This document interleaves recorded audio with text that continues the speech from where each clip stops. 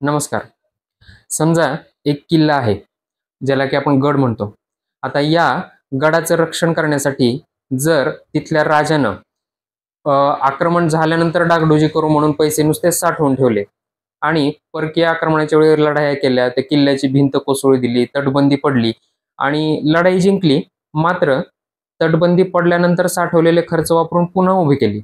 पण ती देखील तात्पुरती आणि पुन्हा पुढच्या लढाईच्या वेळेस अ, तटबंदीच्या मजबुतीवर लक्ष न देता केवळ युद्धानंतरच्या डागडुजीसाठी पैसा साठवून ठेवला तर चालेल का? यावेळी योग्य काय असेल की त्या राजाने तटबंदी भक्कम करावी, जेणेकरून कितीही परकीय हल्ले झाले तरी देखील त्या किल्ल्याची भिंत मजबूत असल्यामुळं, तटबंदी मजबूत असल्यामुळं त्या किल्ल्याला धोका नाही पोहोचणार. ती मजबूत तटबंदी त्या किल्ल्याचं आणि आतल्या प्रजेचं आणि राजाचं देखील रक्षण करेल. मग थोडेसे पैसे कमी साठवण्यात आले डागडुजीसाठी तरी चालेल, पण तटबंदी बांधतानाच मजबूत असली पाहिजे. आता याचा आजच्या रीलशी काय संबंध आहे ते बघण्यापूर्वी माझं चॅनल सबस्क्राईब करा. तर आता हे सांगायचं एवढ्यासाठी की याचा संबंध आहे लसीकरणाशी. आपण नेहमी बघतो की आई वडील लसीकरणाकडे दुर्लक्ष करतात.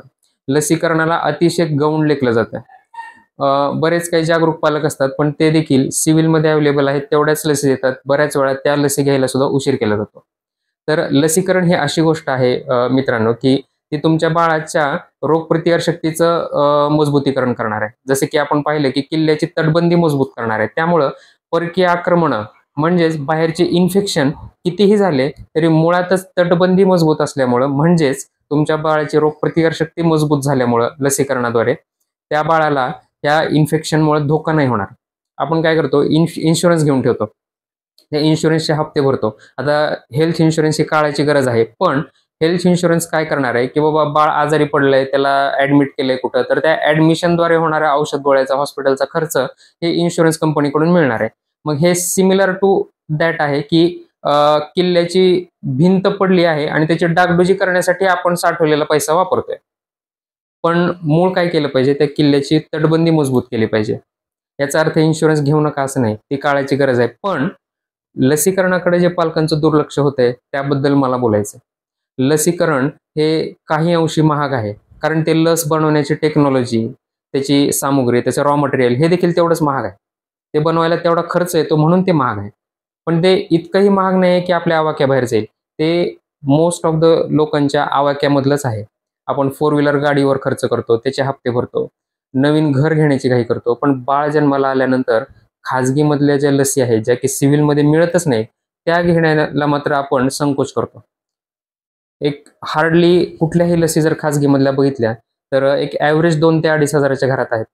मग एवढे पैसे आपण एका दिवसात हॉटेलिंगवर खर्च करतो फॅमिलीसोबत गेलो तर. मग तेच पैसे जर बाळाची रोगप्रतिकार शक्ती मजबूत करण्यासाठी एखाद्या महिन्यात वापरावे लागले तर त्याला आपण संकोच का करतोय?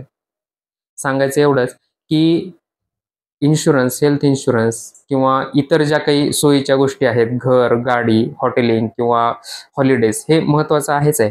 पण तुमच्या बाळाच्या योग्य वाढीसाठी, त्याची रोगप्रतिकारशक्ती मजबूत होण्यासाठी लसीकरण देखील तितकंच गरजेचं आहे. त्यामुळं लसीकरण घेताना संकोचू नका आणि पैशाच्या बाबतीत हेजिटेशन करू नका. लसी फारही एवढ्या महाग नाही आहेत की कोणाला परवडणार नाही आहेत.